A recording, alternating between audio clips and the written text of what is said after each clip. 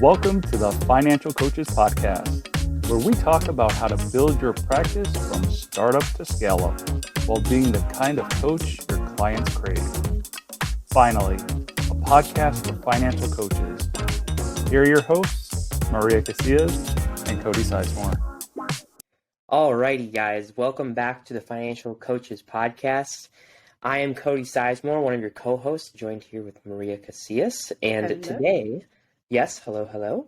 And today we are going to be talking about the topic of, what was it? It was stages of change. So this is one that Maria is very passionate about, and I'm going to be basically learning alongside of you guys. And she kind of gave me a very quick synopsis of it before we started recording. And honestly, it sounds very, very exciting and something that I think could be very beneficial and valuable to every coach listening, whether you're just now starting off or, you're a seasoned vet, So let's take a dive in. Maria, why don't you kind of give us a quick little intro on the topic, and we'll go from there. Yeah, so this is something that the reason I'm passionate about it is not because it's exciting, but because it actually is useful for us. And this came from 20 years ago when I was studying for my master's degree in counseling. And as you may or may not know, if you've been listening to the podcast for a little while, what my master's was in specifically was in addictions. And so there was a lot of information and study around behavior change. And I have said from the very beginning of me opening my coaching business that a lot of what I learned back then for behavior change in terms of addictions, is also very applicable to what we do with our clients when it comes to money. Because as you guys know, the way that we deal with money is 20% numbers and 80% behavior. So that is why this is so important. And the thing about this is, you guys, is this is not something that you're actually going to have to teach to your clients per se, although I have done that if it seems like it's the right thing to do and it kind of empowers our clients to know a little bit more. But this is something just for you to kind of tuck in your back pocket and have for yourself as a resource of understanding human behavior and why our clients might be doing some of the things that they're doing when they do them. So what I'm hoping to do today, as Cody helps walk me through this with you, is to kind of give you a high level view of what stages of change are, where they came from, why they were studied in the first place, and then kind of pare down a little bit and give you some practical steps that you can take as a coach with your clients in front of you to help walk them through the different stages of change. So how does that sound, Cody? Sounds fantastic to me. Awesome. And I think that your background with the whole addiction thing, I think that is actually something that is very parallel with what we do, because our clients, while they might not have a hard addiction to things, there is some people who have spending habits that you could borderline call addictive tendencies, and helping those people see that and kind of break that cycle is oftentimes very, very beneficial, not only to them, but then also to you, because, you're obviously helping them walk through that and you're getting that kind of experience under your belt so that you can help other people do that too. So I see a lot of parallels there for sure. Yeah, absolutely. And a lot of what, one of my favorite therapies, if you will, back in the day was called cognitive behavior therapy. And what that really does is it helps us recognize the relationship between the way we think, the way we feel, and the way that we behave.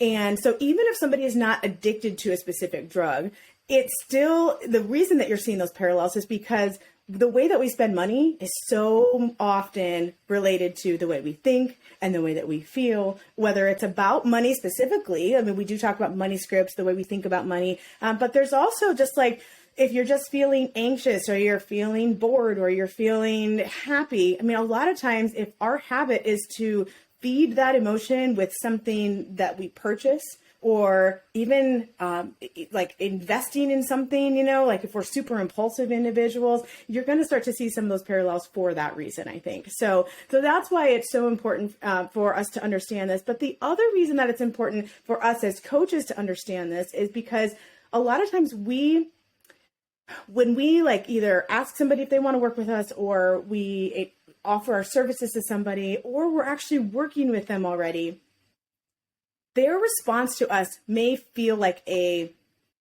don't want to say like a personal dig or anything like that, but if someone's resistant to something, for example, we're going to be like, oh, they're just not ready, right? We start to put that label onto somebody. And if you can have a really strong understanding of these stages of change and recognize that we all go through these different stages, and you can start to go, you know what, maybe this person is in this particular stage. So their resistance, yes, is there, but it doesn't mean because they're not ready. It just means that I need to recognize where they are. And then my favorite thing is always meet someone where they are, right? So this is going to help you go and meet them where they are so that you can then help bring them through those stages so they can be in a spot where they're ready to work with you. So let's go through the stages without further ado, so people at least have that high level view. I'll tell you, I like giving credit where credit is due. The people who studied this all those years ago, and it was many more than 20 years ago, are Prochaska and DiClemente. I think there was a third person as well. I admittedly don't remember that name for some reason, so I'd have to look that up. The fact that you remember the first two names is pretty impressive anyways. I'm impressed too, because I don't remember what we ate for dinner yesterday, and I can't remember my kids' names half the time anymore. So yeah, it's actually something for me to celebrate. But Prochaska DiClemente, they did a smoker cessation program, and they studied a whole bunch of smokers and tried to figure out when they were trying to help them quit, what kinds of things did they go through, and they developed these or identified these 6 different stages. So in a nutshell, they are pre-contemplation, where someone is like not even thinking that there's a problem. People might call that denial. Then they go to contemplation, where they're recognizing that things aren't the way they necessarily want them to be. And so they're like, I don't know, maybe I'll make a change. But then they realize that change really kind of sucks.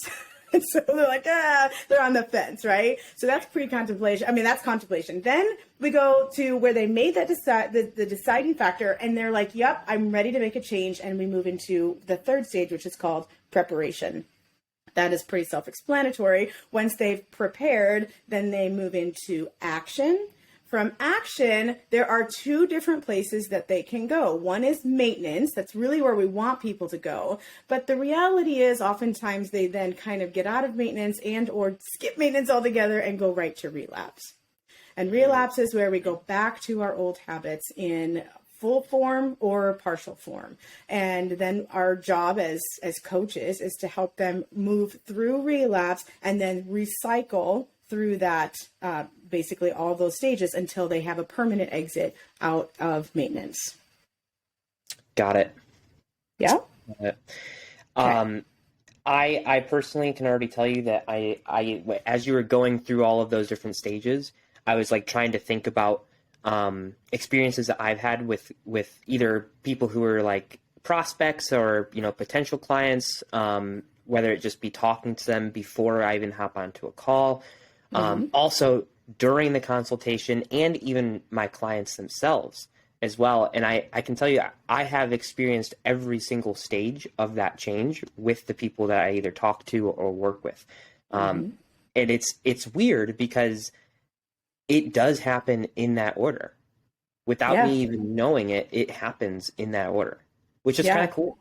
And to that point, I mean, I think it's really great that you brought up all of the clients that you've had that you identify this with. But in order for our listeners to really gain a sense of empathy, one of the things I would encourage you to do is think of a change in your own life that you had made like I decided to do X, Y, and Z, whether it was go on a diet or do a different exercise routine, or maybe it had something to do with the way that you changed your finances yourself. Whatever that change is, as big or as little as we need to talk about, I want you to think about that and say, when was there a time when I did that? And how do I see myself in those different stages? And then beyond that, not just identifying that you went through those stages, but really taking some time to reflect on what were some of the things that you did to push back. Like when you were pre-contemplative about something, did you recognize that people were maybe dropping hints that that you needed to make that change? Maybe you saw hints in your own life. Like if we're going to talk about weight gain, maybe you knew that the scale was upping, a pound every couple of weeks or whatever, and you saw those hints, but you were like,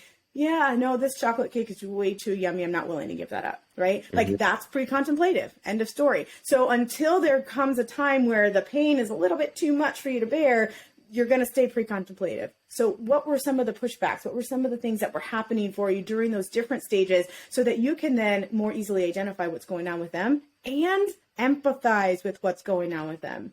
Because once we realize that we've all gone through this, it's a lot easier to not get mad that they're in that stage, that we just, it's not a good or bad thing. Now it's just information. Yeah.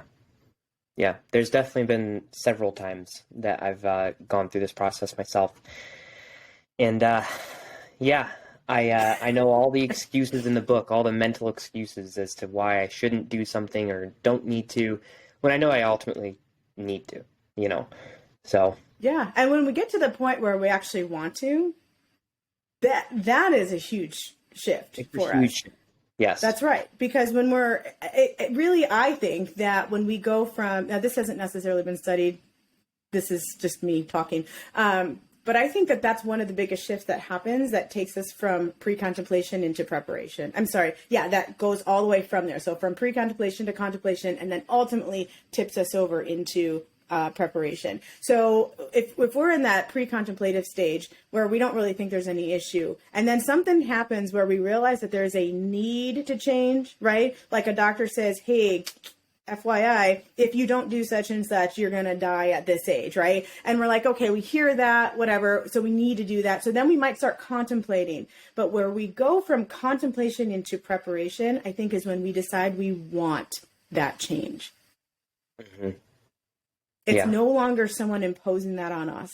We realize, I want that. And it might be really hard and I might not know how to do it, but I want it. And that's when you see that shift, and you'll see it sometimes in their eyes, right? And you'll feel it in your spirit, and you'll go, now things are different. So now I need to prepare. What does that actually look like?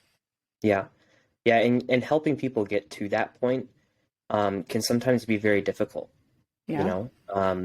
but I think that as long as you have that empathy and you have that intentionality, and you can kind of just like communicate that with your clients or even yourself, if you're able to do that, I think that, it just lets them know that they're not alone, and I think that that's the biggest thing for a lot of people is like, whether it be with their money or with weight loss or whatever it might be, I think that just feeling like they're up against everything alone is a massive thing that keeps people stuck.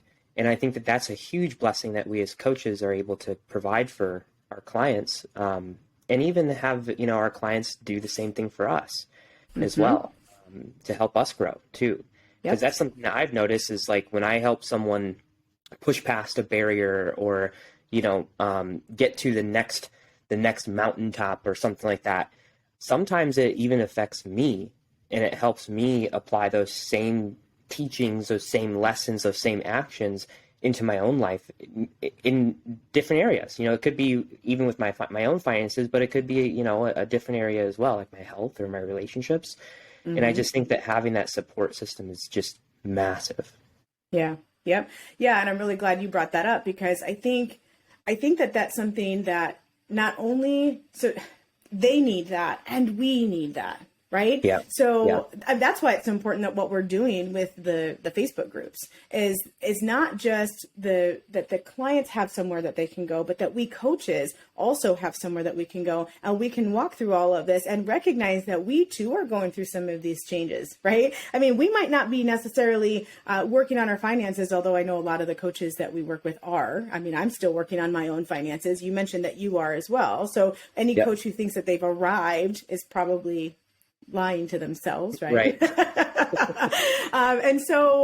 But we need that support as well. And so when we are looking at our own business, for example, we're probably going through a lot of these changes as well. I mean, think about the last time that you had to do a different marketing thing, or some of the stuff we've talked about on this very podcast. It's all new stuff for some people. And they're going to go through this idea of, no, I don't need that. I don't need that in my life. I don't want to do that right now. And then they're going to hear something, or they're going to hear it from someone else. And they're like, hey, I remember Cody and Maria talking about that. And so maybe I should think about doing that. Now they've gone into contemplation, right? And then they decide, yep, I do want to do that. I don't just need to, I want to do that for my business. And so how do I do that? And they start doing all the research for preparing for all of that. So it doesn't even have to be something where it's like an addiction or something that seems super major. We go through these stages at some of the most basic levels without even realizing that we're doing it. It becomes kind of automatic, I think. Yeah. And in regards to talking about, we as coaches working on our businesses, with our business, change can be one of the scariest things. In general, it can be one of the scariest things. But I think especially when we're working on our business, especially if it's something that, if someone is doing this full time, having a change could be drastic because that's their livelihood. Yeah. And maybe it might be someone who's doing it on the side and is trying to build it up. That could also be a really scary change. Simply because they're trying to go full time because maybe they just are unhappy with their job. But speaking from experience, I have found that every time that I have pushed myself to essentially like move into that stage of change of action, essentially, every time that I've done it, it has paid so many dividends into my life and into my business. And a few examples would be, when I decided to start this business, that was scary for me. I didn't know if I was cut out for it. I didn't know how it was going to go. I didn't know if it was going to fail and I was going to embarrass myself, but it was a change. And I took action, I did it, and it paid off. Another one would be investing into my own coaching. So for example, ever since I started this coaching practice, I invested into 3 coaching for myself. One was the one to just kind of like learn about coaching and financial coaching and kind of like get myself off the ground. Another one was actually the new Money Habits Masterclass, which I think has helped me become just like a better coach for my clients overall, and kind of thinking a little bit more outside the box on things. And then, I also invested into another coaching program that was just more so just general business coaching, to kind of help scale my business to the next level, restructure my pricing, my packages, my marketing, all that kind of jazz. And every single time that I've done those things, it was scary because, of course, it comes with the price tag. And us being financial coaches, we're always, crunching numbers and we're, it's almost ironic because we're kind of afraid to invest into ourselves when we ask people to invest into us, and it's kind of funny that we have that kind of like shield in front of us. But I can tell you from personal experience that every single time that I've decided to lower my shield and just trust myself and trust the process and know that like, hey, I want to get to Z. Right now, I'm on A and B. What do I need to do to get there? It seems like this coaching or this investment into myself will help me get, whether it be Z or maybe it might be S or T or U, somewhere closer to Z. If that's going to move me in the right direction, then I need to have the faith in myself and just do it. And every time I've trusted myself and I've made that decision to move forward and take that action, it has paid off so much and made me a better coach, made me a better person. And I'm just way more happier. And looking back, I would do it again 100 times over. I love hearing you say it. I've watched it. It's been fun to just kind of see you alongside. So, I mean, I wasn't there for the first investment, but I've watched you through the last 2 that you mentioned. And it has been absolutely incredible to watch the transformation with you. If I may, to kind of relate it back to the action and the stages that come after action, when you've made some of those changes, so I know you invested in the program, but then there are things that you were asked to do that might have been a little bit different. Like you said, you had to learn how to think outside the box, and you had to try different scaling things for marketing, all that stuff. So on some things that you were asked to do, you were asked to change some of your habits, I would imagine, right? So when you were asked to change some of those habits, one of two things probably happened. You either changed that habit and you were able to maintain a new good habit for a really, really long time. You maintained it, or you started something and then reverted back to the old habit, right? I mean, I'm assuming that that's happened a couple times, only because you're human. So, so if that happens, what I want you to understand about the stages of change is that that's very, very common for us to relapse or revert back to old habits. And then we just recycle through those different stages of change.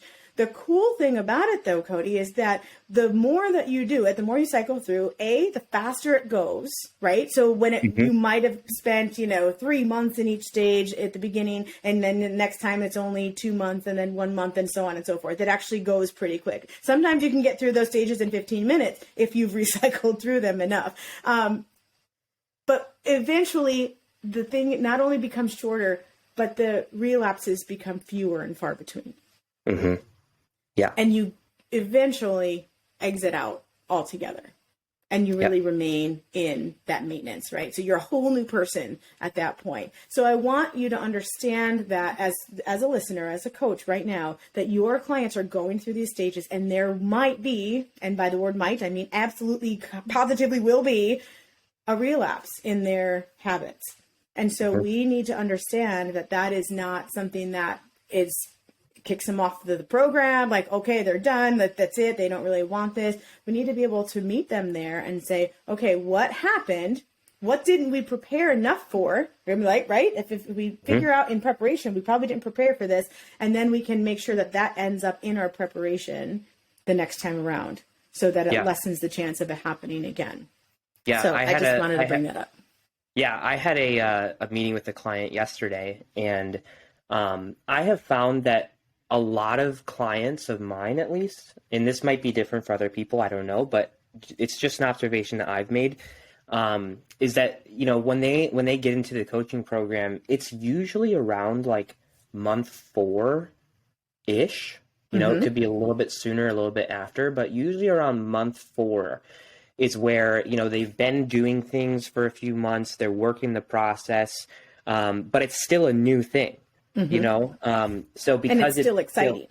Yes, and it's exciting, but because it's still new, they go through like their first quote unquote relapse or low point around the 4-month marker. Yep. And they do some overspending, or they just like don't do the budget at all, or something else happens along those lines. But it's usually around month 4. And I had met with a client last night who's he has been with me for about 5 months now, and this last month he had a slip up, and he overspent, and because of that, he kind of like threw his hands up, and he felt like he was, he messed everything up. So he's like, well, what's the point of finishing it? What's the point of getting back on track? And when we met, things were just a mess. But one thing that I really appreciated that he did was that he told on himself. He messaged me probably a week before our meeting yesterday, and he's like, dude, I'm just letting you know that this is what happened, and I'm telling on myself because I want to hold myself accountable. So when we met yesterday, I recognized that, and I was like, listen, what happened, but I want to make sure that you understand that the fact that you reached out to me and that you were transparent with me and that you held yourself accountable is massive. That is super important, and that shows that even though that this mistake or this, relapse or whatever happened, that you're making progress overall because you held yourself accountable, and that's a huge part of it. And we just talked about what happened, why it happened, and then I asked him, I'm like, so what are you going to do in the future when this happens? And how are you going to, pick yourself up? Because he essentially just fell off the bike and scraped his knee, you know, Right. but that doesn't mean he's not going to ride the bike anymore. Right. He still has to Yep. get home, you know? Yep. And what you So, just did, I know you don't even realize that you did it, but what you just used was a technique called supporting self-efficacy. okay. So unpack that. By the end of this, you might have a master's in counseling. Hey, who knows? I'm teasing. But yeah, that's what you did. And that's actually a really great way to help deal with resistance, because in his mind, and that could have gone either way, right? The fact that he came to you was absolutely fantastic. And if you were a different kind of coach, that could have gone very much the other way. If you had said, well, yeah, you're right. You know, that is, if you would have shamed him, that would have probably ended up a little differently. But what you did instead was support self-efficacy. So you were basically helping him understand his belief in himself and his ability to change, right? You helped to solidify that for him. You helped focus on his past successes. Mm-hmm. You said you've done this for 3-4 months. Like, you are capable of doing this. And here are some of the skills and the strengths that you have in order to move forward that we can learn from these things. So that's actually what you were doing. So kudos to you for actually implementing a technique that you didn't even realize you were doing. Yeah. Well, thanks. And another thing I told him too is I actually was like, hey, I'm actually kind of thankful that this happened. Because he's the type of client, like, he's a rock star client. He crushes it every time. Like, he's super intentional. He's very excited. He's on fire, all that jazz. But he messed up this one time. And before that, it was like, you know, he wasn't messing up on really anything. I mean, he was doing everything he was supposed to. He did everything I asked him to every time. And I told him, I'm like, dude, I'm actually thankful that this happened, because now you know how it feels. And you know how you feel when you fall off, and you know that you don't like that. And it's going to serve you, and it's going to help you fall off less often in the future as well. Yep. So that was called developing discrepancy. okay, there's a name for everything. There is a name for everything. And what's cool about it is if you can name it, you can use it intentionally. Right? So when you develop discrepancy, it basically helps to create a gap between where they are and where they want to be. And you allowed him to feel what that was, right? You allowed him to identify. Now, you didn't say, let's create a gap between where you are and where you want to be. Like, that's not intentional use of that technique. But if you help him identify the feeling that he has where he is right now after a slip versus the feeling that he's wanting, then that gap is kind of then just understood. And he wants to fill in that gap. He doesn't want to feel that way anymore. Yeah. So see, look at you. You're a rock star. You don't even know it. I love it. I'm looking at the time and I'm realizing that we haven't really gone through some of the specifics that people can have. I'm going to run through some of those so that they feel like they walked away with something practical today. But I also want to say, because I'm going to run through them pretty quickly, I'm going to go ahead and make sure that we put this in the show notes for you guys. So just take a time to listen right now. You don't need to take notes on any of this. I'm going to talk faster than you can write, I'm sure. But I want to make sure that you have access to it. So we'll make sure that this goes in the show notes for you. Some of our coach motivational tasks that we can do at different stages of change to help people go through them. We've actually touched on them a little bit, but with your permission, Cody, I'm just going to run through a few. Are you okay with that? Absolutely not. Okay. Did you say not? I know you're kidding.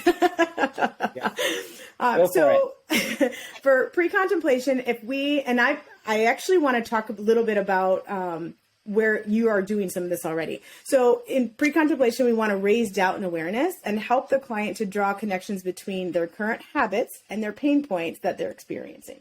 Now, this is something that I mentioned to you before we even got onto our podcast today about watching some of the marketing that you've been doing, and that we've actually encouraged some of our listeners to start doing as well. And when we are putting things out there about our own lives and the pain points that we have and how our bad habits actually contributed to those pain points, what we're doing for those pre-contemplative listeners or watchers or observers is we are not even putting anything on them. We're putting it all on ourselves, but we're allowing them to see a connection between habits and consequences.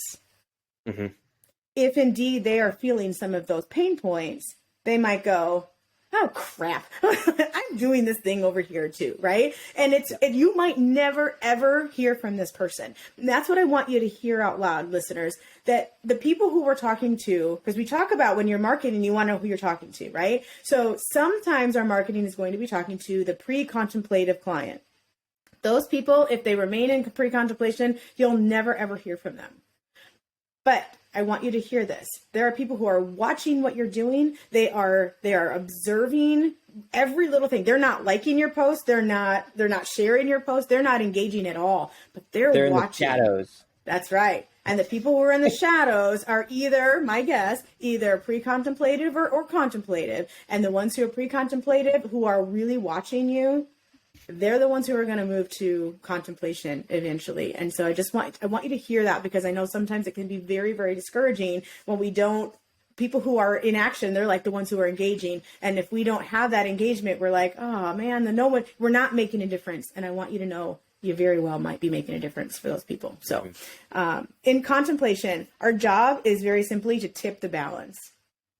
Right? If you think of contemplation, they're weighing the pros and cons, and our job as coaches is to help tip that balance a little bit. So the way that we do that is to help explore reasons for the change, and then the risks for not making the change. And I know we can do this with some of the posts that we've talked about before, with like asking a question and doing a little survey, right? If you ask the right question, then your red one can be what would the risk of not doing that, and your green one could be what would the positive be of making this change. So there are ways to engage people who are in contemplation. We also want to, at this stage, and it might be harder to do this from social media, but sometimes the words we use will be great, is to help them feel capable of changing their current behaviors. So a really great way to do this is just using our own story, using the story of other people. And helping them realize that those other people aren't superheroes, that we're not superheroes, we're humans. And that whole phrase of, if I can do it, anyone can do it, is a really good example of how we can help people feel capable. Having said that, that phrase is pretty well overused. So find different, more creative ways to do it, but that's the underlying idea there. Okay, so then once they have gone from that, they're going to go into preparation. And sometimes it's called determination. I forgot to mention that, but if you see this, they're determining what to do, they're preparing. But at this time, we want to help our client determine and prepare for the next best steps in seeking different outcomes. Quite simply. Mm-hmm. A lot of times this will be something we can do with them in that initial call that they have with us, the initial consultation. Right. In action, our job is to provide support and accountability as our client takes those intentional steps towards change. Pretty simple, right?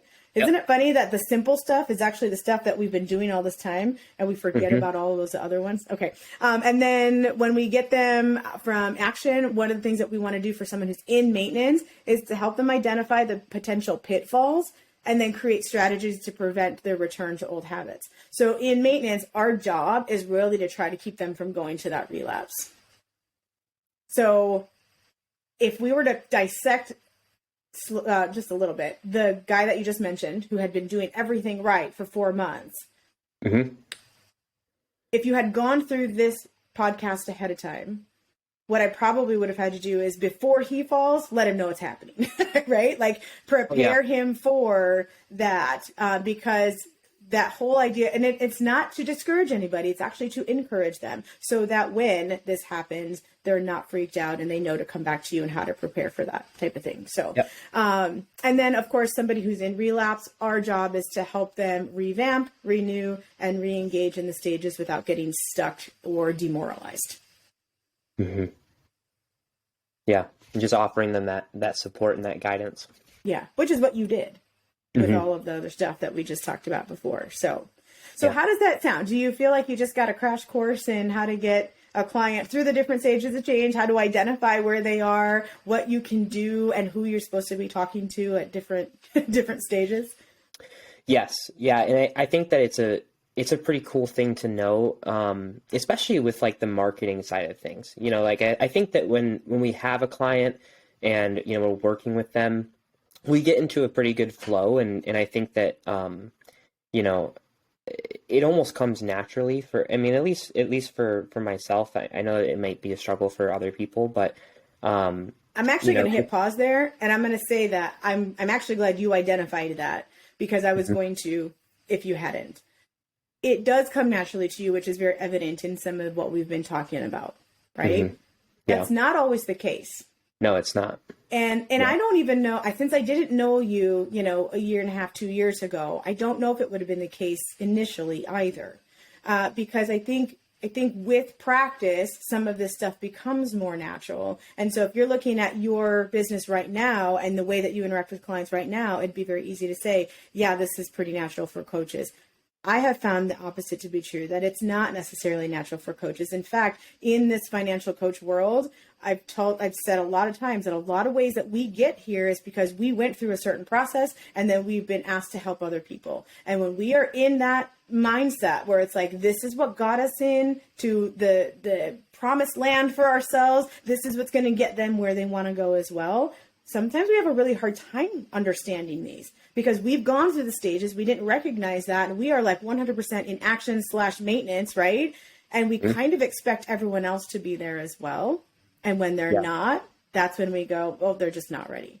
So I just want to caution the listeners for 2 reasons. One, if you don't have this come naturally to you, don't hit stop on this and give up, okay? Because I don't think it comes naturally to most people. The other thing is, with practice, it will become more natural. Even if you can't name the things like Cody and I were just talking about, the process and the understanding will become a little bit more natural for you.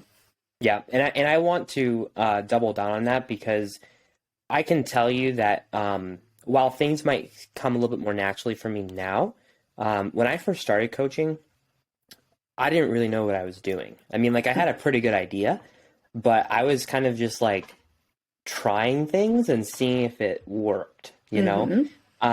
So it was not natural at first. It's something that has become natural rather than having it, just be a natural thing from the get-go.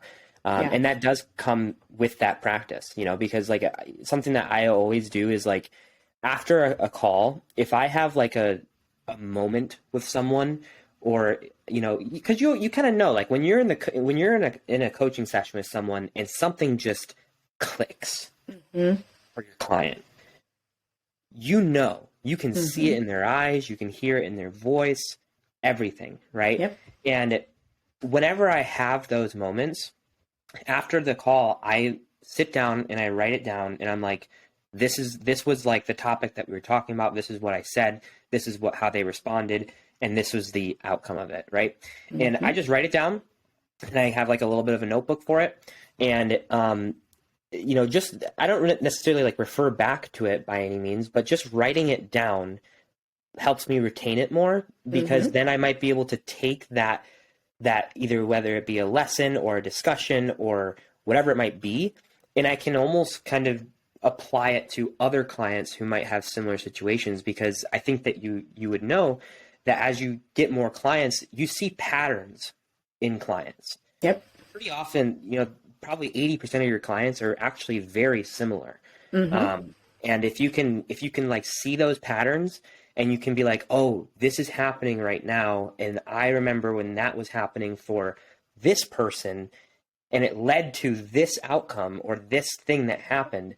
Let me kind of insert this topic of discussion so we can maybe hit that before it comes to fruition, or maybe, give them some support in some way when they actually need it. And that's how you kind of build that natural ability, so it's not necessarily natural. It's something that just comes with consistency and practice and intentionality. Yep. And I'm willing to bet if you go back and actually look at all of those notes, there might be some times when you're like, I want to talk about this topic, but I'll bet that most of it is actually the approach that you used in the moment. And that's where you're going to see the string of connectivity. Like that's where you're going to see everything like, oh, it wasn't because I was talking about this topic, because that specific topic was actually, specific to them. But it was the way that I approached them. If they resisted something and it was like, nope, that's absolutely not okay, versus let's roll with that a little bit. Let's see what happened. Let's unpack that a little bit. It's probably your approach that was trial and error, and you realize this is what's working. So I think it's really, really great that you admit that that is the case with you. for your sake and for the sake of our clients. So thank you. Because I know that this stuff just doesn't usually, I mean, people can be more apt to things like empathy and, and just personality things might be a little bit more natural for people. But I just think when it comes to change and helping people with that, it really is a developed skill. So yeah. And I think that you have it, and I think that our listeners are quite capable of having that as well. So anyway, this has been really, really fun. Thank you so much for letting me unpack all of this stuff with what you've been doing in your marketing and with your clients, and really just kind of giving our listeners a way to see in action what some of these things are. Are there any things that you'd like to add to this before we wrap up today? I think really the only thing that I would like to add is that we've talked quite a bit about, the stages of changes and how to kind of like help our clients with that. Mm-hmm. But I also want to turn the page or flip the script a little bit and just kind of push the listeners, the coaches. I'm liking where this is going, Cody. Yes. Yeah. Because I said it earlier, but I think that we as coaches are often very timid to invest into ourselves or push ourselves through a change that maybe we might need, right? It might be because it's scary or it's unknown, or they feel like, they're going through it alone, or, it could be a number of things. But I want to push you, if you feel like you need to make a change, then find a way to make that change. Because it's going to serve you. And if it doesn't serve you, then hey, you learn something. And you can take a lesson from that. But no matter what, you're going to grow, whether it's going to be something that's going to be good for you or something that maybe you try and you fall flat on your face. Either way, you're going to grow. So if something is pulling at your heart, if something feels like it needs to be done, then take it upon yourself and walk the walk and make that change. It'll be better for you, and it'll speak volumes to your clients and the people who are watching you as well. So that's my last little nugget that I'd like to pass along to the listeners, because I know that everyone has it in them. It's just a matter of doing it. Yeah, that's really cool. I do want to say, since you brought up this whole topic, when you talked about investing in yourself and you talked about how you wanted to get from point A to point Z, I didn't interrupt you at the time, but this thought came to mind and now it's here again. So I'm going to go ahead and just add it to it, especially for the listener who is trying to contemplate whether or not to invest in themselves because they don't know where they want to go. They don't know what Z is. And so sometimes it's very easy for us to go, I don't even know where the hell I'm trying to go. Like, why am I going to pay someone to help me get there? And the thought that came to my mind when you were talking earlier was, I wonder how many times Z changed for Cody. Because many times. we so many times like, I want to go from here to here. And then when we get into the thick of it, we realize that's not even where we really want to go. It's either where somebody said we should go, or where we thought we needed to go, but it isn't even where we want to go. And sometimes just the exchange of money, I know this sounds insane, but just the exchange of money, being willing to invest in yourself, sometimes helps you gain clarity on where it is that you're wanting to go. It allows you to go, I'm worth figuring this out. And I don't want to go into long stories about that, but I can tell you from personal experience, the first time I spent $10,000 on someone's coaching was a life changer for me. Yeah.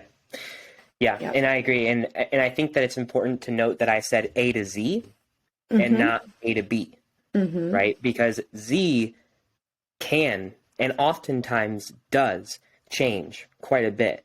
But you're not going to make a massive leap. You're not going to start at A and get to Z with one decision. There's so many different decisions, so many different paths, etc. So, whether you make a decision to help yourself get to that version of Z that is in your mind currently, maybe that decision gets you from A to K, like who knows? But say Z changes, you're still on K. Like that decision probably and oftentimes does help you get towards the ultimate Z, no matter what it is, even if it does change. Because you're investing into yourself, you're improving, you're growing, you're learning, all of these things.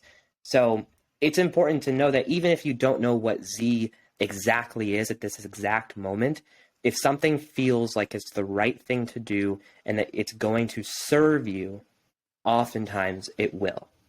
Yeah. And one last little nugget is, lest people think that we're trying to sell them on a specific coaching package. It's not always the exchange of money that is necessary. Time is money too, right? So you can invest time as well. So if you're trying to figure out where do I even want to go? Like you might not even know where you'd want to invest the money, then at least commit yourself to investing some time to go from point A to point B, right? And then from point B to point C. Invest time in asking other people, what did you do? How did you get there? What would you suggest? Don't just stay in your own little bubble and assume that things are going to get better or that they're going to shift. I mean, maybe things feel fine, but they're not going to change for you. So make sure that you are investing not just money, but also time and energy into the things that help you really decide what it is that you want to do and where you want to go. Thanks so much for adding that, Cody. Yeah. And a great place to do that would be the Facebook group. So we have that Facebook group. It's called New Money Habits Financial Coaches. Just if you don't want to make an investment in as far as money, but more so time and just connecting, that's a great place to do it. Start a conversation, ask some questions. A lot of the coaches in there are super helpful. They're great people, awesome hearts. And it's just a good place to get started. So, if you want to hop in there, you're more than welcome. We have some great coaches in there who are in action. So it's a fantastic place to be if you're contemplative. As we use our new terminology for today and apply it to what's going on. Thanks so much, everyone, for listening today. It's been an honor to have Cody ask all these questions and be able to share this information with you. Check the show notes for all of the extra information, and we'll see you next time. Bye-bye. Thank you for listening to the Financial Coaches Podcast, brought to you by New Money Habits and Sizemore Financial Coaching. Submit your questions to our host by emailing podcast@newmoneyhabits.com. Be sure to subscribe to be notified of future episodes and join our growing group of like-minded coaches on Facebook. And until next time, happy coaching. Music provided by Summer School.